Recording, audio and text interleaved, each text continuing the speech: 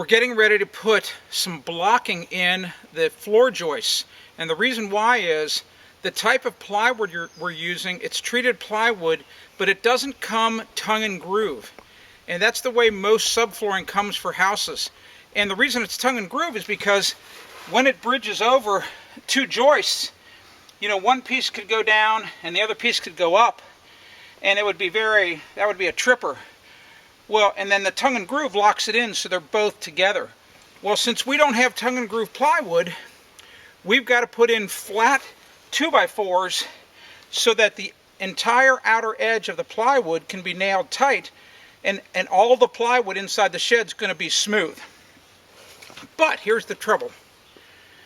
So if we just willy-nilly start to put blocking in, these joists could all of a sudden snake around and look bad because we're just taking random measurements. And more importantly, this first joist out here, it might get a belly in it, and that would be really bad. So I've put this diagonal brace in. I nailed it back to the beam. I came out here and I used my little string trick again. This time I used a 16-penny nail for the spacing, and I'm right on the money. I've got this beautiful gap right here, and that tells me that this floor joist is perfectly straight. It's in a straight line right now, and then I just drove 2 nails to hold it in place so it can't move.